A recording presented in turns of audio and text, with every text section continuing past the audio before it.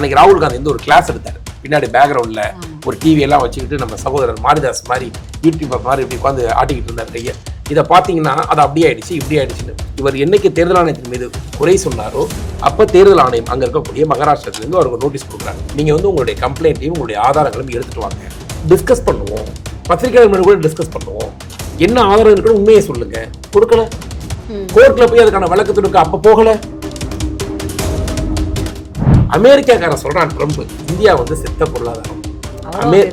அமெரிக்காக்காரன் சொல்றான், இவர் சொல்றான் இவன் ட்ரம்ப்பா இந்தியாவுடைய உன் தாத்தனும் கூட்டணும் தானடா இந்த இந்தியாவை ஆண்டிங்க, ஐயோக்கிய ராஸ்கல்ஸ். உண்மையா இல்லையா? உன் தாத்தன் ஆண்டான், உங்க அப்பா ஆண்டான், உங்க பாட்டி ஆண்டுச்சு, உங்க அம்மா ஒரு பொம்மையை வச்சு ஆண்டுச்சு. அப்ப ட்ரம்ப் இந்தியாவை செத்த பொருளாதாரம் சொன்னா நீ தானடா தூக்க மாட்டி சாவணும், உனக்கு தானே அசிங்கம் இருக்கணும். நாங்க ராகுலை இன்னைக்குமே இந்த இடத்துல இருந்து அகற்றாதீங்கன்னு தான் நினைக்கிறோம். ஏன்னா இவ்வளவு பெரிய ஒரு முட்டா பீஸ் இருந்தாதான் எங்களுக்கு சந்தோஷம். நாங்க அதனாலதான் அந்த முட்டா பீஸ் அனுமதிச்சு வச்சிருக்கோம். அந்த முட்டா பீஸ் இருந்துட்டு போகுது, அவனுங்களும் வேற யாரையும் விட மாட்டானுங்க. அந்த கட்சியில் கொஞ்சம் அறிவானவங்க எல்லாம் இருக்கிறாங்க. ஆனா அவனுங்கெல்லாம் சோனியா அம்மாவிற்கு போய் பூஜா தூக்க முடியாது. சேகர் பாபு தன்னைத்தானே முதலமைச்சராக நினைச்சு வாழ்றாரு. தான் ஒரு துணை முதலமைச்சராகவும் மேயர் பிரியாவை வந்து துணை முதலமைச்சராக போஸ்டிங் போட்டிருக்க மாதிரியும் எங்க சாக்கடையில் கலந்துள்ள சேகர் பாபு பதில் சொல்லிடுவார். துப்புரவு தொழிலாளி பிரச்சனையா சேகர் பாபு பதில் சொல்லுவார். நாட்டில் நடக்கிற எல்லா பிரச்சனைக்கும் அவர் தான் பதில் சொல்லிட்டு இருக்காரு. துப்புரவு தொழிலாளி பிரச்சனைக்கும் அவர் துறைக்கும் ஏதாவது சம்பந்தம் இருக்கா? நடிகர் விஜய் போய் நின்றார் அந்த இடத்துல. அந்த எளிய மனிதனுடைய போராட்டத்துக்காக இந்த கம்யூனிஸ்ட் வாய்ப்பிலேயே பேசுவாங்கல்ல ரெண்டு கம்யூனிஸ்டும். அந்த எளிய மனிதர்களோட போராட்டத்தில் உணர்வு ரீதியாக யாராவது போய் அந்த பிரச்சனையை இந்தி கூட்டத்தில் தீர்க்க முடிஞ்சிச்சா? ஏங்க 10,000 சம்பளம் கொடுத்தா என்ன கெட்டு குட்டிச்சாடா போச்சு இந்த நாட்டில்?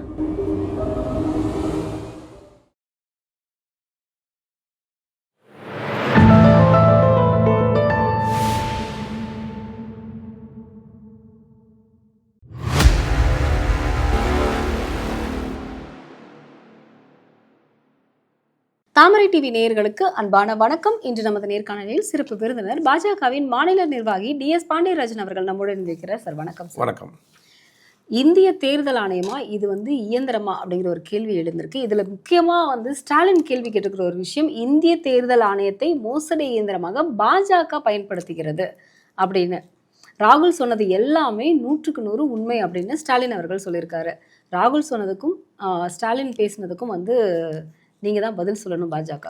இல்லை, அவங்க இதற்கு எப்பெல்லாம் தோல்வி பெறுகிறோமோ இதுக்கு முன்னாடி எதை பற்றி கூட சொல்லுவாங்க, இயந்திரத்தில் வந்து பாரதிய ஜனதா கட்சியோட எதை அமுக்கினாலும் தாமரை சின்னம் போகுது அப்படின்னு கூட சொல்லிட்டு இருந்தாங்க. அதுக்கு முன்னாடி பிஜேபி வந்து பணம் கொடுத்து பெரிய அதிகார வர்க்கத்தை எல்லாம் வச்சு பூத்தை கைப்பற்றி ஓட்டு போட்டு ஜெயிக்கிறாங்க அப்படின்னு சொல்லிட்டு இருந்தாங்க.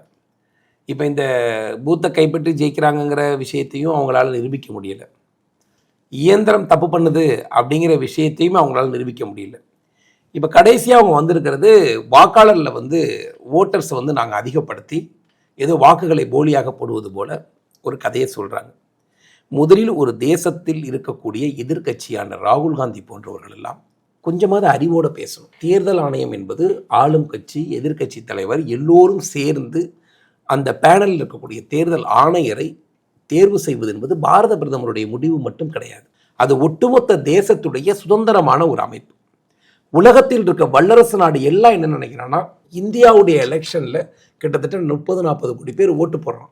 இவ்வளோ பெரிய ஓட்டர்ஸ் இருக்கக்கூடிய தேசம் 1 வாரம் 10 நாளில் நம்மளால் தேர்தலை முடிக்க முடியுது. இந்த அளவிற்கு தேர்தல் ஆணையத்துடைய செயல்பாடு அந்த ஜனநாயக நாட்டில் வலிமையாக இருக்கிறது அப்படிங்கிற கட்டமைப்பும் பெருமையும் பாரதிய ஜனதா கட்சிக்கு மட்டுமல்ல, முன்னாள் ஆண்ட கட்சிக்கும் கூட இருக்குது. அப்போ தேர்தல் ஆணையத்தை சுதந்திரமாக ஜனநாயகமாக நடத்துகிறோங்கிறது தெரிஞ்சும் கூட அரசியலுக்கே லாயக்கு இல்லாத, எப்படி நம்ம அம்மா மேயர் பிரியா எப்படி அம்மா மேயர் ஆனாங்களோ அது மாதிரி மக்களுக்கே சம்பந்தம் இல்லாத, அரசியலுக்கே லாயக்கு இல்லாத ஒரு கோமாளி போல ராகுல் காந்தி பேசுவது அசிங்கமானது. இப்போ கடந்த 2 நாட்களுக்கு முன்னால் கோயம்புத்தூரில் இருக்கக்கூடிய கிணத்துக்கடவுங்கிற சட்டமன்ற தொகுதியில் பாரதிய ஜனதா கட்சியை சார்ந்த வசந்தராஜன், முன்னாடி பொள்ளாச்சி கேண்டிடேட்டாக இருந்தார். அந்த பார்லிமெண்ட்டில் இப்போ ஜெயிச்சிருக்கிறது யார்? என்ன, திமுக ஜெயிச்சிருக்கு. இப்போ போய் ஓட்டர் லிஸ்டுடைய ஒட்டுமொத்தமாக அங்கே இருக்கக்கூடிய 285 பூத்துலையும் போய் ஓட்டர்ஸை சரிபார்க்குறாரு. இந்த வேலையை கடந்த 3 மாத காலங்களாக பார்த்துக்கிட்டு இருக்காரு. இந்த ஓட்டர்ஸை சரிபார்ப்பில் பார்த்ததுக்கு பிறகுதான் ஒரு உண்மை தெரியுது. 11,800 ஓட்டு டபுள் என்ட்ரி ஓட்டாக இருக்குது. 11,800 ஓட்டு போலி வாக்காளர்கள் இருக்கிறாங்க. இந்த 11,800 ஓட்டை எப்படி அங்கே உள்ள அடாப்ட் பண்ணாங்க, பூத்தில் யார் வலிமையாக இருக்கிறாங்கிறது ப்ராக்டிக்கலாக புரிஞ்சுக்கணும். இங்கே திமுக வலிமையாக பூத்தில் இருக்கிறாங்க. பிஜேபி பூத்தில் வலிமையாக இருக்கிறாங்களா? உங்களுக்கு ஓட்டர் ஐடி வேணும்னா லோக்கலில் இருக்கக்கூடிய யாரோ ஒருத்தரை பிடிச்சி ஓட்டர் ஐடி வாங்குறீங்க. இப்போ ஆன்லைன் ப்ராசஸ் வந்துருச்சு.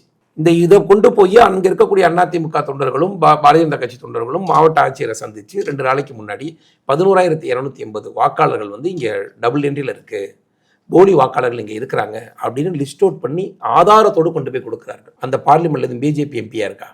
பாரதிய ஜனதா கட்சி ஜெயிச்சிருக்கா? அப்போ அங்கே உங்கள் இண்டி கூட்டணி தானே ஜெயிச்சிருக்கு. அப்போ இந்த ஃப்ராடு வேலையெல்லாம் பண்ணி தான் நீங்கள் தமிழ்நாட்டில் ஜெயிச்சிங்களா? நார்த்து ஃபுல்லாக மோடி வந்து இப்படி ஜெயிச்சதாக இருந்துட்டு போகுது. இப்போ உங்களுக்கு இந்தியாவில் உத்தரப்பிரதேசில் 70 எம்பி இருக்குது, அதில் கிட்டத்தட்ட 35-36 சீட் நீங்கள் ஜெயிச்சிருக்கீங்கல்ல. அப்போ நீங்கள் ஜெயிச்சதெல்லாம் யோக்கியமாக ஜெயிச்சிருக்கீங்க, நாங்கள் ஜெயிச்சிருக்கதெல்லாம் தேர்தல் ஆணையத்தை தவறு செய்து. ஆனால் பாஜக ஓட்டை திருடுது, அதுக்கு தேர்தல் ஆணையம் ரொம்ப சப்போர்ட். அதுக்கு தான் நான் பதில் சொல்கிறேன். தேர்தல் ஆணையத்தின் மீது ஒரு எதிர்க்கட்சி தலைவர் ரெஸ்பான்சிபிளான விஷயத்தை பேசணும், சரிங்களா? நீங்கள் வந்து இந்தியாவுடைய ஜனநாயகத்தின் மீதே கை வைக்கக்கூடாது. உங்களுக்கு தேர்தலில் நிற்பதற்கு யோகியதை இல்லை, மக்களிடம் வாக்குகளை பெறுவதற்கு யோகியதை இல்லை. நீங்கள் இந்த தேர்தல் ஆணையத்தை பற்றி எங்கெங்க என்னென்ன பேசுறீங்க? சிதம்பரம் பேசினாரு, தமிழ்நாட்டில் வந்து பீகார் மக்களும் வட மாநில மக்களும் வந்து ஓட்டர்ஸ் ஆகுறாங்க, அதுக்கு எதிர்த்து இப்போ பேசினாங்களா? யாரெல்லாம் பேசுனாங்க? வட மாநில மக்கள் வந்து தமிழ்நாட்டில் ஓட்டர்ஸ் ஆகக்கூடாது. சிதம்பரம் தமிழ்நாட்டில் சென்னை ஏர்போர்ட்டில் வரும்போது பேசுறது. திருமாவளவன் பேசுறாரு. இதே சிதம்பரம் போய் வெஸ்ட் பெங்காலுடைய ஏர்போர்ட்ல போய் இறங்கி நின்னார்னா அங்க பேசுறது இங்க இருக்கக்கூடிய ரோஹிங்கிய முஸ்லீம்களை, அதாவது பங்களாதேஷ்ல இருந்து வந்தவனுடைய வாக்குகளை பாரதிய ஜனதா கட்சி நீக்குகிறது. நீ வெஸ்ட் பெங்கால் ஏர்போர்ட்ல போய் பேசுறது என்ன இருக்குன்னா, பங்களாதேஷ்ல இருக்கவனுக்கு ஓட்டு கொடுங்குற. நீ தமிழ்நாட்டுக்கு போய் என்ன சொல்றா, ஏன் நாட்டில் இந்தியாவில் இருக்கக்கூடிய குடிமகன் எங்க வேணாலும் இருக்கலாம், எங்க வேணாலும் ஐடி வாங்கலாம். இங்க இருக்கக்கூடிய மும்பையுடைய போய் நம்மளுடைய ஆள் வந்து சட்டமன்ற உறுப்பினராக இருக்கிறார், தமிழர் கேப்டன் தமிழ்ச்செல்வன் இருக்கிறார். அந்த உரிமை இந்திய அரசாங்கத்திற்கு இந்திய ஜனநாயக நாட்டில் இருக்கிறது. பீகார்ல போய் கூட ஒரு தமிழன் குடியுரிமை வாங்கிக்கலாம், வாக்காளர் லிஸ்ட்ல இருக்கலாம். நீங்க இந்தியாவில் இருக்கக்கூடிய எந்த மாவட்டங்கள் எடுத்தாலும் ஒரு 10 தமிழர்களாவது இருக்கிறாங்க, அவங்க வாக்காளர் அட்டை வாங்கிக்கிறாங்க. அப்ப அங்கிருந்து இங்க குடிபெயர்றவங்க இங்க வாங்கிக்கிறது என்பது யதார்த்தம். நீங்க வடநா மாநிலத்திலிருந்து வந்தாலே அந்த வாக்காளர்கள் வந்து பாரதிய ஜனதா கட்சிக்கு தான் ஓட்டு போடுவாங்க. அந்த பார்வை வந்து உங்களுக்கு, அதாவது வட மாநிலத்திலிருந்து வந்தவர்கள் பாஜகவுக்கு ஓட்டு போடுவாங்க. ஓகே, பங்களாதேஷ்ல இருந்து வந்தவன் தான் காங்கிரஸுக்கும் மம்தாவுக்கும் ஓட்டு போடுறான். இது அவங்க சொல்லாமல் சொல்லக்கூடிய செய்தி, புரியுதுங்களா? இந்த காங்கிரஸ் அயோக்கிய தலைவர்கள்லாம் தோல்விக்காக எதையெல்லாம் காரணம் சொல்ல வேண்டுமோ, நீங்க தேர்தல் ஆணையம் என்ன சொல்லுது? அன்னைக்கு ராகுல் காந்தி வந்து ஒரு கிளாஸ் எடுத்தாரு, பின்னாடி பேக்ரவுண்ட்ல ஒரு டிவி எல்லாம் வச்சுக்கிட்டு நம்ம சகோதரர் மாரிதாஸ் மாதிரி யூடியூப் மாதிரி இப்படி உட்காந்து ஆட்டிக்கிட்டு இருந்தார் கையை. இதை பார்த்தீங்கன்னா அது அப்படியே ஆயிடுச்சு இப்படி ஆயிடுச்சுன்னு. இவர் என்னைக்கு தேர்தல் ஆணையத்தின் மீது குறை சொன்னாரோ அப்ப தேர்தல் ஆணையம் அங்க இருக்கக்கூடிய மகாராஷ்டிரத்திலிருந்து அவருக்கு நோட்டீஸ் கொடுக்குறாங்க. நீங்க வந்து உங்களுடைய கம்ப்ளைண்ட்டையும் உங்களுடைய ஆதாரங்களையும் எடுத்துட்டு வாங்க, டிஸ்கஸ் பண்ணுவோம், பத்திரிகையாளர் கூட டிஸ்கஸ் பண்ணுவோம், என்ன ஆதாரம் இருக்குன்னு உண்மையை சொல்லுங்க. கொடுக்கல, கோர்ட்ல போய் அதுக்கான வழக்கு தொடுக்க அப்ப போகல. இதை ஒரு அரசியல் விளம்பரமாக, அரசியல் எதையாவது மக்கள் வந்து காங்கிரஸை நிராகரித்து விட்டார்கள், இந்திய கூட்டணியை இந்திய மக்கள் நிராகரிக்கிறார்கள். அப்ப என்ன எதை காரணம் சொல்றதுன்னு உனக்கு புரியல சார். வாக்காளர்கள் சரிபார்ப்பில் குழப்பம் இருக்கிறதா? இருக்கிறது, அதுல மாற்றுக்கிறது கிடையாது. அது தேர்தல் ஆணையம் பாஜகவுடைய ஆணையம் கிடையாது. இப்ப கிணத்துக்கடவு சட்டமன்ற உறுப்பினர் போய் மாவட்ட ஆட்சியர்கிட்ட 12,000 வாக்காளர் லிஸ்ட் இருக்கு, அதை மாத்துக்குன்னு சொல்றோமே. நாங்களும் தேர்தல் ஆணையத்தின் மீது குறை சொல்றோமே. அது ஒரு எதுக்கும் கட்டுப்படாத ஒரு அமைப்பு. அப்படிதான் அந்த அமைப்பு பிக்ஸ் பண்ணிருக்கீங்க. அப்படிப்பட்ட அமைப்பை கட்டுப்படாத அமைப்பா உருவாக்கியது யாரு? காங்கிரஸா உருவாக்குனீங்க. அப்ப இதற்கு முன்னால் நடக்கக்கூடிய தேர்தல் எல்லாம் நீங்க இந்த திருட்டுத்தனம் பண்ணி தான் ஜெயிச்சீங்களா? தேர்தல் ஆணையத்தை உருவாக்கியது, தேர்தல் ஆணையரை உருவாக்கியது, எலக்ட்ரிக் ஓட்டு மிஷின் யார் உருவாக்கினா? பிஜேபி உருவாக்குனுச்சா? எல்லாம் செஞ்சது நீங்க, ஆதார் உருவாக்குனது நீங்க. நீங்கள் யோசித்தீர்கள், உங்களால் செயல்படுத்த முடியவில்லை. நாங்கள் செயல்படுத்தணும். எல்லாவற்றையும் சிந்திச்சு இதுக்கான திட்டத்தை கொண்டு வந்தது நீங்க. அதை நாங்கள் கொண்டு வந்திருக்கோம். ஆனா நீங்க என்ன சொல்றீங்கன்னா, நாங்க ஜெயிக்கும் போது தேர்தல் ஆணையம் நேர்மையாக இருக்கிறது, காங்கிரஸ் ஜெயிக்கும் போது நீங்க ஜெயிச்சா தேர்தல் ஆணையம் தவறா இருக்கு, நாங்க ஓட்டு போட்டா நாங்க வெற்றி பெற்றா மிஷின் சரியா இருக்கு, நீங்க வெற்றி பெற்றால் மிஷின் தப்பா இருக்கு. இது என்ன அயோக்கியத்தனமான கேவலமான ஒரு 50 ஆண்டு காலம் இந்தியாவை ஆள்கொண்ட கொண்ட ஒரு காங்கிரஸ் கட்சியோட தலைவர்களோட பேசலாமா? இப்ப டபுள் என்ட்ரி இருக்கு அப்படின்னு அவர் சொல்றாரு. இப்போ அதுக்கு தானே வந்து வாக்காளர் திருத்தப்பட்டியல் பண்ணணும். திருத்தப்பட்டியல் அதையும் அவர் எதிர்க்க தானே செய்யறாரு. அதைத்தான் நாங்களே எதிர்க்கிறோமே. பீகார்ல வாக்காளர் சரிபார்ப்பு நடந்துச்சா? ஆமா, இப்ப 62 லட்சம்னு சொன்னாங்க. என்ன பண்ண? 62 லட்சம் வாக்காளர்ல அங்கிருந்து நீக்கணும். அதுக்கு என்ன சொன்னார் இதே ராகுல் காந்தி? இன்னும் அயோக்கிய ராகுல் தான் சொன்னவர் எல்லாம். பீகாரில் போய் நீங்க வந்து ஓட்டர்ஸ் எல்லாம் நீக்கிறீங்க, காங்கிரஸ் ஓட்டு போறவங்க நீக்கிறீங்க. என்ன சார், நாங்களும் 12,000 வாக்காளர்கள் வச்சுக்கிட்டு கிணத்துக்கடவுல இருக்கக்கூடிய வசந்தராஜன் போய் சொல்றாரு மாவட்ட ஆட்சியர்கிட்ட, டபுள் என்ட்ரி இருக்கு, இந்த லிஸ்ட் எல்லாம் நீக்குங்கன்னு ஆதாரத்தோட கொண்டு போய் சொல்றாரு. அந்த புகைப்படத்தை உங்களுக்கு காட்டுறேன். அவரு கொண்டு போய் சொல்றாரு, சார் தேர்தல் ஆணையத்துல சிஸ்டத்துல வாக்காளர்ல ஒருத்தவங்க ஒரு இடம் மாறுகிறார்கள். சில பேர் வந்து அதை அட்ரஸ் மாத்துறது கிடையாது, சில பேர் எங்கேயோ இருக்கிறாங்க அந்த இடத்துல அட்ரஸ் மாத்துறது கிடையாது. ஒரு குடும்பத்துல இறந்தவங்க போனாங்கன்னா மக்கள் அவேர்னஸா போய் எங்க குடும்பத்தை இறந்துட்டாங்க டெத் சர்டிஃபிகேட் வாக்காளர் நீக்கிறதுக்கு யாரும் போறது கிடையாது. மக்களுக்கு அதற்கான பொறுப்புணர்ச்சி கிடையாது. இன்னும் சொல்ல போனா நீங்க எலெக்ஷனுக்கு ஓட்டு போட போனீங்கன்னா உங்களுக்கு எங்க ஓட்டு இருக்குமான்னு தெரியாது. நீங்க செக் பண்ணிருக்கீங்களா? உங்களுக்கு என்ன பூத்துன்னு தெரியுமா? தெரியாது. எந்த ஊர்ல ஓட்டு இருக்கு, இந்த ஸ்கூல்ல ஓட்டு போடுவோம், இந்த பூத் நம்பர்ல என் ஓட்டு இருக்கா நீங்க செக் பண்ணி பார்த்துருக்கீங்களா? பண்ணது கிடையாது. ஏன்னா இது மக்களுக்கு இதை பத்தியான புரிதல் கிடையாது. நீங்க கரெக்டா அங்கே இருந்து போயிட்டு முதல் நாள் நைட்டு போயிட்டு ஓட்டு இருக்கான்னு போய் பார்ப்பீங்க, ஓட்டு இருக்காது. அது நீங்க பிஜேபி ஓட்டா, ஏடிஎம்கே ஓட்டா, டிஎம்கே ஓட்டா மாத்துறாங்க, கிணத்துக்கடவுல போய் 12,000 ஓட்டை வாங்கி திமுக ஜெயிச்சதுக்கு அதுதான் காரணம்னு இந்த அயோக்கியத்தனமான பேச்சை நான் பேசல. சிஸ்டம் பிராக்டிக்கலாக இன்னும் சரியாக மக்களுடைய சப்போர்ட் இல்லை. அதுக்கு மக்கள் எல்லோரும் தான் ஒரு இடத்துல இருந்து மாறுறோம், நாங்கள் சேஞ்ச் பண்றோம். வாக்காளர் நீங்க போய் உங்களுக்கு இ சேவை மையம் இருக்கு, நீங்க போய் வேலை செய்யுங்க. நீங்க இ சேவை மையத்திலேயே போய் வாக்காளர் அட்டை வாங்கிக்கலாம், திருத்தம் பண்ணிக்கலாம், அட்ரஸ் சேஞ்ச் பண்ணிக்கலாம். உங்களுடைய ஓட்டுல யாராவது இறந்து போயிருந்தாங்கன்னா நீக்கிக்கலாம்னு எல்லா சிஸ்டத்தையும் கொண்டு வந்து பிரதமர் நரேந்திர மோடியோட அரசாங்கம் எல்லாத்தையும் கையில கொண்டு வந்திருக்கோம். பழைய காலம் அது. ஸோ இது வந்து எப்படின்னா ஒரு பொறுப்பற்ற பேச்சு. ஒரு நாட்டை நான் ஆள வேண்டும் என்கிற எண்ணத்தில் இருக்கக்கூடிய, தான் ஒரு பிரதமர் ஆகணும் கற்பனையில் இருக்கக்கூடிய ஒரு மனிதன் இந்தியாவை எப்போதுமே அவதூறா பேசுற வேலை வச்சிருக்காரு. இந்தியாவுடைய சிஸ்டத்தின் மீது நீங்க கை வைக்காதீங்க. லஞ்ச லாவணியம் எதிர்த்து சண்டை போடுங்க. தேர்தல் ஆணையம் குறை இருக்கா? எஸ், குறை இருந்தா அந்த குறை எங்களுக்கும் சார்ந்ததுதாங்கிறேன். அதில் ஒன்று பிஜேபி வந்து தேர்தல் ஆணையத்தை தாங்கி பிடிச்சிக்கிட்டு 100% தேர்தல் ஆணையம் ரொம்ப நியாயமா இருக்கு, 100% மிகச்சரியா செயல்படுது நாங்களும் சொல்ல வரல. அங்கேயும் குறைகள் இருக்கு, அங்கேயும் அலுவலர்கள் சரியாக சரிபார்ப்பு பண்ணல, மக்களுடைய சப்போர்ட் அதுக்கு இல்லை. இதை ஒன்று பிஜேபி தேர்தல் ஆணையத்துக்கு பின்புலத்திலிருந்து நாங்கள் ஒன்றும் பேச வேண்டிய அவசியமே எங்களுக்கு கிடையாது. இந்த முட்டாள்தனமான பேச்சுகள் இருந்து ராகுல் முதல்ல இந்தியாவுடைய மாண்பை குறைக்கக்கூடிய வேலையை குறைக்கணும். அவர் எவ்வளவு கேவலமான ஒரு வெளிநாட்டு சதிகளோட தொடர்புல இருக்காருமா. அமெரிக்காக்காரன் சொல்றான் ட்ரம்ப் இந்தியா வந்து செத்த பொருளாதாரம். அமெரிக்காக்காரன் சொல்றான், இவர் சொல்றான் இவன் ட்ரம்ப்பா இந்தியாவுடைய உன் தாத்தனும் பூட்டனும் தானடா இந்த இந்தியாவை ஆண்டிங்க, ஐயோக்கிய ராஸ்கல்ஸ். உண்மையா இல்லையா? உன் தாத்தை ஆண்டான், உங்க அப்பா ஆண்டான், உங்க பாட்டி ஆண்டுச்சு, உங்க அம்மா ஒரு பொம்மையை வச்சு ஆண்டுச்சு. அப்ப ட்ரம்ப் இந்தியாவை செத்த பொருளாதாரம் சொன்னா நீ தானடா தூக்க மாட்டி சாவணும், உனக்கு தானே அசிங்கம் இருக்கணும். அவன் சொன்னா இந்தியா செத்த பொருளாதாரம் ஆயிடுமா? கொரோனா நேரத்துல உலக நாடே சோத்துக்கு பிச்சை எடுத்துக்கிட்டு இருந்தோம். பாகிஸ்தானோட கம்பாரிசன்ல இருந்த இந்தியா இன்னைக்கு சீனாவோட கம்பாரிசன்ல இருக்கு. உலகத்துல இந்தியாவுடைய பிரதமர் ஒரு காலத்தில் பேசினா 4 நாட்டுக்கு தான் செய்தி. அதிகபட்சம் இந்தியா, பாகிஸ்தான், சிங்கப்பூர், சைனா, ஒரு 4 நாட்டில் மட்டும்தான் அந்த செய்தியை பார்ப்பாங்க. சைனாக்காரன் கூட நம்ம செய்தியை பார்க்க மாட்டான். இன்னைக்கு ட்ரம்ப் இந்தியாவுடைய பொருளாதாரத்துடைய சூட்சுமத்தை, இந்தியாவுடைய அந்த வெளிநாடுகளில் இருக்கக்கூடிய உறவுகளை, ரஷ்யாவை எப்படி பேலன்ஸ் பண்ணி கச்சா எண்ணெயை வாங்கணும், எப்படி அவங்க போய் பிராக்டிக்கலான ஒரு பிசினஸை எப்படி பண்றாரு, ஜெய்சங்கர் போய் பேசுறாரு, பியூஷ் கோயல் சார் போய் பேசுறாரு, எப்படி டீல் பண்றாங்கன்னு அந்த டீலிங்கை பார்த்து ட்ரம்ப் மன உளைச்சல் ஆகிறாரு. அவர் சொல்லக்கூடிய காரணமே இந்தியா எங்களை இல்லாம ரஷ்யா கிட்ட போய் கச்சா எண்ணெய் வாங்கிடுச்சு, அதனால நாங்க மேல 50% டாக்ஸ் போடுறோம். போட்டுக்க, இந்தியா என்ன அமெரிக்கா மட்டும்தான் நம்பி வாழுதா? அந்த காலம் மலையேறி போச்சு. அமெரிக்காக்காரன் சொல்றதுதான் இங்க வாழுங்கிற அவசியத்தில் இந்தியா கிடையாது. வெறும் 30 கோடி மக்களை வச்சுக்கிட்டு நீ இந்த ஆட்ட ஆட்டினா உலகத்துல 620 கோடி பேர் இருக்கான். இந்தியாவிற்கு ஓப்பன் மார்க்கெட் இருக்கு. பிரிட்டன் சொல்றாரு நீங்க வாங்க ஃப்ரீ வர்த்தகம் பண்ணிக்கன்னு போய் மோடி சார் போய் பேசிட்டு வராரு. 30 கோடி பேர்ல எத்தனை பேர் நம்மளுடைய ப்ராடக்ட் வாங்க போறோம்? ஒரு 5 கோடி பேர் வாங்குவானா? 5 கோடி பேர் வாங்காத. இந்த அச்சத்தில் இருக்கக்கூடிய இயக்கமாக பாரதிய ஜனதா கட்சி கிடையாது. இது சுதேசி இயக்கம். அதான் பாரத பிரதமர் பேசுறாரு, நீங்க எக்ஸ்போர்ட் பண்றது அங்க அந்த நாட்டில் கொண்டு போய் விற்கிறது, அந்த மாயிலிருந்து முதல்ல வெளில வாங்க. இந்தியாவில் 150 கோடி பேர் இருக்காங்க. இந்த 150 கோடி பேருக்கு உங்கள் பொருட்களை தரமாக தயாரிங்கள், வெளிநாட்டில் இருந்து எந்த பிராண்டையும் வாங்காத அளவுக்கு உங்க பிராண்டை உண்டு பண்ணுங்கிறார். நாம் இந்தியர்கள் நம்மளுடைய மார்க்கெட் நம்ம உயர்த்திக்கிட்டு இருக்கோம்.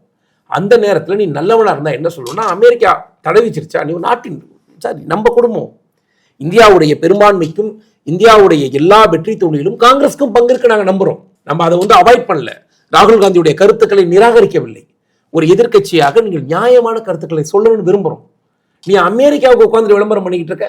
இப்ப இந்திய தேர்தல் ஆணையம் இதுக்கான நடவடிக்கைகளை ராகுல் காந்தி சொல்வது சரியாக இருந்தால் இந்திய தேர்தல் ஆணையம் தான் இதுக்கு பதில் சொல்லணும். ராகுல் காந்தி சொல்றது தவறாக இருந்தால் இந்திய தேர்தல் ஆணையம் தான் ராகுல் காந்தி மேல ஆக்ஷன் எடுக்கணும். இதுக்கும் பாரதிய ஜனதா கட்சிக்கும் எந்த சம்பந்தமும் கிடையாது. பிராக்டிகல் பிரச்சனை புரியுதா? இது தேர்தல் ஆணையத்தின் மீது யார், நீங்க கூட சண்டை போடலாம். ஏதோ ஒரு படத்துல விஜய் கேட்பாரு, என்னுடைய ஒரு ஓட்டு இல்லாம போயிடுச்சு, அப்படி மாதிரி ஒரு தனி மனிதன் கூட உங்களுடைய வாக்கு இல்லைன்னா நீங்களும் தேர்தல் ஆணையத்தின் மேல கம்ப்ளைண்ட் பண்ணலாம். நான் வாக்காளர் லிஸ்ட் கொடுத்தேன், இந்த இடத்துல நான் இருப்பிட சான்று இருக்கிறேன், எனக்கு ஓட்டு இல்லை, என் ஓட்டை யார் நீக்கணும்? உங்க 2 பேர் சண்டைக்கு பிஜேபி காரணமா? ஏஞ்சலுக்கு வந்து ஓட்டு கிடைக்கலன்னா அதுக்கு நாங்க இந்த விதத்துல காரணமா இருக்க முடியும்? அது கூட புரியாத ஒரு குழந்தையா ராகுல் காந்தி இருக்கிறத நினைக்கும் போது, அதை நம்பி இந்த காங்கிரஸ் கட்சி வந்து பிஜேபியை அகற்றிவிடும் என்று நம்புவதெல்லாம் நினைக்கும் போது மிக கேலி கூத்தானது. நாங்கள் எப்போதும் பாரதிய ஜனதா கட்சி விரும்புவது ஒன்றே ஒன்றுதான். காங்கிரஸ் எவ்வளவு காலம் ராகுலை முன்னிறுத்துகிறீர்களோ அந்த அளவிற்கு பாரதிய ஜனதா கட்சி வளர்ந்து கொண்டே இருக்கும். நாங்கள் ராகுலை என்றைக்குமே இந்த இடத்துல இருந்து அகற்றாதீங்கன்னு தான் நினைக்கிறோம். ஏன்னா இவ்வளோ பெரிய ஒரு முட்டா பீஸ் இருந்தால் தான் எங்களுக்கு சந்தோஷம். நாங்கள் அதனால தான் அந்த முட்டா பீஸ் அனுமதிச்சு வச்சிருக்கோம். அந்த முட்டா பீஸ் இருந்துட்டு போகுது, அவனுங்களும் வேற யாரையும் விட மாட்டானுங்க. அந்த கட்சியில் கொஞ்சம் அறிவானவங்களாம் இருக்கிறாங்க. ஆனால் அவனுங்கள்லாம் சோனியா அம்மாவிற்கு போய் பூஜா தூக்க முடியாது. அதில் இருந்த சில அறிவாளிகள்லாம் இனிமே இந்த கட்சியில் இருந்தால் நம்ம அறிவு பயன்படாதுன்னு பாரதிய ஜனதா கட்சிக்கு பெரும்பாலான நல்ல புத்திசாலி அறிவாளி பற்று மிக்கவர்கள் வந்துட்டாங்க. 1-2 கல்சடை இந்த நாட்டை கொள்ளையடித்த, இந்த நாட்டை வச்சுக்கிட்டு தான் குடும்பத்தை வளர்த்துக்கிட்ட இந்த சிதம்பரம் போன்ற சில அயோக்கிய கல்சடை கூட்டங்கள் தான் அங்கே இருக்குது. அது இருந்துக்கிட்டு தவறுதலான வழிகாட்டத்தை பேசுது. நீங்க கேட்கணும், தமிழ்நாடு மீடியா மைக்க பிடிச்சிக்கிட்டு, ஏன்டா கிறுக்கு பையில சென்னை ஏர்போர்ட்டுக்கு வந்தா வட மாநிலத்துடைய ஓட்டை புக் பண்ணாதுன்னு சொல்ற, பீகார் ஏர்போர்ட்டுக்கு போனிச்சுன்னா ரோஹிங்கியோட ஓட்டை எடுக்காதுன்னு சொல்ற, நாங்க பைத்தியமா நீ பைத்தியமானு எந்த மீடியாவும் கேட்கறது இல்லையா? கேட்கணும் இல்லம்மா. தூய்மை பணியாளர்கள் இன்றோட 11 நாட்களாக போராடி வராங்க. அதுக்கான 4வது கட்ட பேச்சுவார்த்தையும் தோல்வி அடைந்து விட்டது. சேகர் பாபு அவர்கள் நாங்க இந்த மாதிரியான ஒரு வாக்குறுதியை கொடுக்கல அப்படிங்கிற மாதிரியான ஒரு விஷயத்தையும் வச்சிருக்காரு. அது வெளிப்படையாகவே பேச்சுவார்த்தை என்ன நடந்ததுன்னு ஒரு பத்திரிகையாளர் கேட்கும்போது, அதுக்கு நாங்க பேச்சுவார்த்தை அதை பத்தி பேசலாம், ஆனா நாங்க வாக்குறுதியே கொடுக்கலையே, கொடுக்காம எப்படி செய்யறதுன்னு கேட்கிறாரு அவரு. சேகர் பாபு எப்படின்னா, இந்த பிள்ளை இல்லாத வீட்டுல கிழவன் துள்ளி விளையாடுவாங்கிற மாதிரி ஒரு ரோபோட் முதலமைச்சர், தமிழகத்தை பற்றி எதுவுமே தெரியாத ஒரு துணை முதலமைச்சர், இவங்க 2 பேருக்கும் தமிழ்நாட்டில் என்ன நடக்குதுன்னே தெரியாது. சேகர் பாபு தன்னைத்தானே முதலமைச்சராக நினைச்சு வாழ்றாரு. தான் ஒரு துணை முதலமைச்சராகவும் மேயர் பிரியாவை துணை முதலமைச்சராக போஸ்டிங் போட்டிருக்க மாதிரியும் எங்க சாக்கடையில் கம்மியுள்ள சேகர் பாபு பதில் சொல்லிடுவார். துப்புரவு தொழிலாளி பிரச்சனையா சேகர் பாபு பதில் சொல்லிடுவார். நாட்டில் நடக்கிற எல்லா பிரச்சனைக்கும் அவர் தான் பதில் சொல்லிட்டு இருக்காரு. துப்புரவு தொழிலாளி பிரச்சனைக்கும் அவர் துறைக்கும் ஏதாவது சம்பந்தம் இருக்கா? இல்ல KN நேரு அப்ப அந்த அளவுக்கு திமுக லட்சணம் இருக்கு. துப்புரவு தொழிலாளிங்க இந்த நாட்டில் அவங்க உயர்வா வாழணுங்க. அவங்களுக்கு ஏன் இந்த நாட்டில் 30,000 ரூபாய் சம்பளம் கொடுக்கக்கூடாது? ஏன் நீங்க சம்பளம் கொடுக்கக்கூடாது? என்னை பொறுத்தவரை துப்புரவு தொழிலாளர்கள் உண்ணாவிரதம்லாம் இருக்கக்கூடாது. அவங்க எல்லோரும் தமிழ்நாடு முழுவதும் ஒன்று சேர்ந்து ஒரு குப்பையை நாங்கள் அகற்ற மாட்டோம்னு முடிவெடுக்கணும். ஏன்னா மக்கள் அந்த பிரச்சனை என்ன பண்றாங்க, நமக்கு இது சம்பந்தம் இல்லை, நமக்கு இதுக்கு என்ன இருக்கு, யாரோ பாவம் துப்புரவு தொழிலாளர்கள் கிடக்குறாங்க அப்படின்னு கூட செய்தியாக கூட பார்க்கறது கிடையாது. பொதுமக்களுக்கு அது கோபம் இல்லை. பொதுமக்கள் அதை பெருசாக கண்டுகொள்ளாத போது அரசாங்கம் என்ன நினைக்குது, இவங்கன்னா யாரும் மக்கள் கண்டுக்கலன்னு. துப்புரவு தொழிலாளர்கள் எல்லோரும் தமிழகத்தில் ஒன்று சேர்ந்து எப்படி டாக்டர்ஸ்க்கு பிரச்சனைனா டாக்டர் ஸ்ட்ரைக் அடிச்சு அரசாங்கம் நடுங்குகிறதோ அதுபோல தமிழகத்தில் இருக்கக்கூடிய அத்தனை துப்புரவு தொழிலாளர்களும் ஒன்று சேர்ந்து நாங்கள் குப்பை அள்ள மாட்டோம், சாக்கடை நோண்ட மாட்டோம், செப்டி டேங்க் எடுக்க மாட்டோம்னு இந்த தமிழ்நாட்டு மக்களை நாரடிச்சாதான் அவங்களுக்கு வழினா என்னன்னு தெரியும். நிச்சயம் அவங்க வழி தெரியணும்ல. யாருக்கு தெரியுது அவங்க வழி? உன் வீட்டு கப்பையோ குப்பையோ உன் பிள்ளையுடைய ஒரு அசிங்கத்தை கூட தொட முடியாது. ஆனா யாரோ ஒரு மனிதன் திறக்கணும். நீ திருமாவளவன் உட்காந்துட்டு உலக கதையெல்லாம் பேசிக்கிட்டு இருக்கீல்ல, அந்த துப்புரவு தொழிலாளியில் இருக்கக்கூடிய 80% பேர் யாரு? பட்டியல் சமூகத்தை சார்ந்த மக்கள். நீ அங்க போனியா? ஆதரவு தெரிவிச்சியா? நைட்டு 12 மணிக்கு போனாரு. போய் என்ன கேட்டார்? சிஎம் போய் பேசினாரா? ஆதரவு தெரிவிச்சு உங்களுக்கு இவ்வளவு சம்பளம் கொடுங்க, போராட்டத்தை நான் பேசி உங்களை செட் பண்ணி தர்றேன், நாங்கள் திமுகவிற்காக உயிரை கொடுப்போம், தமிழ்நாட்டில் இருக்கக்கூடிய ஆதிக்க சாதியை அழிப்பதற்காக திமுக ஆட்சிக்காக பட்டியல் சமூக மக்கள் எல்லோரும் இருப்போம், எங்களுடைய வாக்கு வங்கியின் மூலமாக திமுக வெல்லுன்னு சொன்னீங்களா, அயோக்கிய பேச்சு பேசினீங்கள, அந்த பேச்சை அந்த கோபத்தை நீ திமிர் இருந்தால் திராணி இருந்தால் நீ என்ன பேசியிருக்கணும்னா, இந்த தூய்மை பணியாளர்களோடு சேர்ந்து நானும் போராடுவேன், நானும் களத்தில் உட்கார்ந்துருப்பேன், இவங்களுக்கு சம்பளம் 30,000 ரூபாய் கொடு, அவங்க சொல்லக்கூடிய கம்பெனியை ரத்து செய்யு, செல்வ பெருந்தகை போய் பேசினாரா? அப்புறம் இவர்கள் எல்லோரும் நாங்கள் தான் அம்பேத்கருடைய வழி வந்த பட்டியல் சமூக மக்கள், பட்டியல் தலைவர்கள், எங்களை விட்டால் யாரும் கிடையாது, தமிழ்நாட்டை திமுக தான் காப்பாற்றும், பெரியாரை கொண்டு வந்து காப்பாற்றுச்சுன்னு சொன்னீங்கல்ல, எவன் போய் என்ன சார் அந்த மக்களுக்கு? பாரதிய ஜனதா கட்சியுடைய ஐயா நயினார் நாகேந்திரன் போய் சந்திக்கிறார். பாரதிய ஜனதா கட்சி அந்த அவருடைய போராட்டத்துக்கு ஆதரவு கொடுக்குது. எங்களால் போராட்டத்திற்கு ஆதரவு தான் கொடுக்க முடியும், இப்ப சம்பளம் கொடுக்க முடியாது. மீண்டும் தேசிய ஜனநாயக கூட்டணி ஆட்சி வரும்போது நிச்சயமாக அந்த பிரச்சனை தீர்க்கப்படும். அது வரைக்கும் அவங்க பசியை யார் தீர்ப்பா? ஒவ்வொரு ஆட்சிக்கு வருவங்க பிராக்டிக்கலாவே சொல்றேன், ஒவ்வொரு கட்சி வர்றது, எங்க ஆட்சி வரும்போது இதே மாதிரி தானே போனது திமுக சொன்னிச்சு. நாங்கள் ஆட்சிக்கு வந்ததுக்கு அப்புறம் ஐயோ நீங்க கஷ்டப்படுறீங்க அப்படின்னு சொன்னோன்னு உதயசூரியனுக்கு ஓட்டு போட்டீங்க, இன்னைக்கு உங்களை சாகும் வரை பட்னிக்கு 12 நாளா படுக்க வச்சிருக்காங்க. அங்க ஒரு பாத்ரூம் வசதி இருக்குதா? அந்த பெண்கள் என்னமா பண்ணுவாங்க? தமிழ்நாட்டில் இருக்கக்கூடிய எல்லா பாத்ரூமையும் சுத்தம் பண்ணவன் பாத்ரூம் போக கூட இடம் இல்லாம படுத்து கிடக்கிறான். அவன் உரிமைக்காக யாராவது போகணுமா? நடிகர் விஜய் போய் நின்னார் அந்த இடத்துல. அந்த எளிய மனிதனுடைய போராட்டத்துக்காக இந்த கம்யூனிஸ்ட் வாய்க்கிலேயே பேசுவாங்களா 2 கம்யூனிஸ்டும்? அந்த எளிய மனிதர்களோட போராட்டத்தில் உணர்வு ரீதியாக யாராவது போய் அந்த பிரச்சனையை இந்தி கூட்டணியில் தீர்க்க முடிஞ்சிச்சா? ஏன் 30,000 சம்பளம் கொடுத்தா என்ன கெட்டு குட்டிச்சாரா போச்சு இந்த நாட்டில்? நீ எத்தனையோ சாகர வரி போடுற, இன்னொரு 100 ரூபா வரி போட்டுக்க. 1 கோடி வீட்டுக்காரன்ட்டு இன்னொரு 100 ரூபாய் வரி போட்டு 100 கோடி ரூபாய் வாங்கி 40,000 50,000 சம்பளம் கொடு, 100 ரூபாய் கொடுக்க நாங்க தயாரா இருக்கோம். சொல்லு மக்கள்கிட்ட, இந்த மாதிரி தூய்மை பணியாளர்களுக்கு இவ்வளவு நாங்க சம்பளம் கொடுக்கணும்னு நினைக்கிறோம், ஒரு 40,000 50,000 ரூபாய் சம்பளம் கொடுப்போம், அவங்களுக்கு மிக உயர்வான வாழ்க்கை வாழ வைப்போம். 12,000 பேர் சென்னையில் இருக்கிறாங்கம்மா.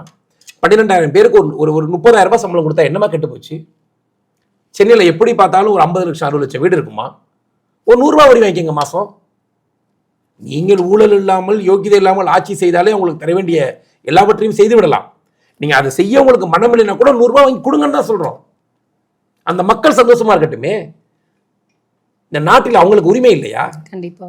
அந்த எளிய மக்களுடைய பிரச்சனையை பேச எந்த கட்சி? இன்னைக்கு மொத்த இந்திய கூட்டணி அப்படியே நடுரோட்டில் அவங்களை விட்டுட்டு வந்துட்டாங்க. திருமாவளவன் போய் பேசவில்லை, செல்வ பெருந்தகை போய் ஆதரவு தெரிவிக்கல. சண்டை பண்ணுங்க சிஎம் கிட்ட. சிஎம்க்கு அப்படி ஒன்று இருக்கிறதே தெரியாது. இதுல என்ன பிரச்சனைனா, சிஎம்க்கு அப்படி ஒரு போராட்டம் நடக்கிறதும் தெரியாது. எப்படி சார் தெரியாது? தெரியாது. அவர் அந்த அளவுக்கு கலைஞருடைய நினைவு நாளுக்கு வந்து அங்கதான் வந்து அமைதி ஊர்வலம். கலைஞர் நினைவு நாள் தெரியும், கலைஞர் பிறந்த நாள் அந்த தெரியும், மாதிரிதான் அமைதி ஊர்வலம். கலைஞர் பிறந்த நாள் தெரியும், கலைஞருக்கு பேனா வைக்க தெரியும், கலைஞருக்கு கண்ணாடி வைக்க தெரியும், கலைஞர் சிலைக்கு கொண்டு போய் பாலும் பழமும் சேகர்பாபு வச்சுட்டு வர தெரியும். எல்லா வேலையும் பண்ண தெரியுமா? மக்கள் பிரச்சனை தெரியாதுமா. மக்கள் பிரச்சனை தெரிஞ்சா ஏமா இந்த மக்கள் இந்த 4 வருடங்கள்ல சீரழிந்து தமிழ்நாடு இருக்கு. தமிழ்நாடுடைய நிதி, நிர்வாகம், சட்டம் எல்லாமே சீர்குலைஞ்சுதானமா இருக்கு. கொலைகார பூமியாக மாறிவிட்டது தமிழ்நாடு. இன்னைக்கு 12 மணிக்கு மேல ஒருத்தவங்க தைரியமா போகக்கூடிய சூழல் சென்னையில் இருக்கா? இன்னைக்கு தனியா ஒரு பெண் போக முடியுமா? இங்க அந்த சூழல் இல்லை. இந்த பாதுகாப்பை அதிமுக கொடுத்துச்சு, அம்மா ஜெயலலிதா அம்மா கொடுத்தாங்க. எடப்பாடி சட்டத்தை கையில இருக்குப்படியா வச்சிருந்தாரு. காவல்துறை அதிகாரிகள்கிட்ட போய் எந்த அதிமுக வேட்டி போட்டவங்களும் உட்கார்ந்துக்கிட்டு பஞ்சாயத்து பண்ணி எந்த டிஸ்ட்ரிக்ட்லையும் கிடையாது. எங்கேயும் போய் பிஜேபிக்காரங்க போயிட்டு போலீஸை வந்து கண்ட்ரோல் வச்சு கட்ட பஞ்சாயத்து எங்கேயும் பண்றது கிடையாது. நீங்க இப்போ கூட ஒரு ஸ்டேஷனுக்கு போங்க, திமுக வட்டி போட்டு 2 கார் நிற்கும். நீங்க போங்க, எந்த மக்கள் பார்க்குற எந்த மக்களா இருந்தாலும், நீ திமுகவே ஓட்டு போட்டவனா இருந்தாலும் கூட, நீ போய் ஒரு போலீஸ் வாசல்ல பாரு, ஒரு நாளைக்கு எத்தனை திமுக வண்டி வந்துட்டு போகுதுன்னு. நல்லவனை காப்பாற்ற வந்துட்டு போறாங்களா? தவறு செஞ்ச அயோக்கியங்களை காப்பாற்றுறதுக்காக மட்டுமே வேலை செஞ்சுட்டு இருக்கேன். தமிழ்நாடுடைய சட்டம் சீர்குலைந்து நிற்குது. துப்புரவு தொழிலாளி ஒரு பக்கம் போராட்டம், ஒரு பக்கம் பயிற்சி ஆசிரியர்கள் என்று நாங்கள் வாங்க உங்களுக்கு பணி நிரந்தரம் சொல்றேன்னு சொல்லிட்டு அவங்களுடைய சம்பளம் கொடுக்காம அடுத்த ஒரு 15 நாளைக்கு முன்னாடி அவங்க போராட்டம் பண்ணிட்டு கிடந்தாங்க. நிர்வாகம் சீர்குலைந்து, சட்டம் சீர்குலைந்து தமிழ்நாடு கிட்டத்தட்ட ஐசியூவில் இருக்கு. கொண்டு போய் வச்சுட்டாங்க. ஐயா மு.க. ஸ்டாலின் கூட பிரதமர் மோடி வரும்போது தான் ஐசியூக்கு செல்கிறார். பிரதமர் மோடி வந்தால் ஸ்டாலின் ஐசியூக்கு போகிறார். பிரதமர் மோடி போனால் நலமுடன் திரும்பி வருகிறார். இப்ப தமிழ்நாட்டுடைய பிரதமர் மோடியும் பாரதிய ஜனதா கட்சியுடைய கூட்டணி ஆட்சியும் தேசிய ஜனநாயக கூட்டணியும் தமிழ்நாட்டில் இன்னும் வராததனால் தமிழ்நாட்டு நிர்வாகம் ஐசியூல இருக்கு. அடுத்த வருடம் நிச்சயமாக தேசிய ஜனநாயக கூட்டணி ஆட்சி வந்த பிறகு, எடப்பாடி முதல்வரான பிறகு ஐசியூல இருந்து மீண்டும் தமிழ்நாடு இயல்பு நிலைக்கு திரும்பும். அது வரைக்கும் நம்ம காத்து தான் இருக்கணும்.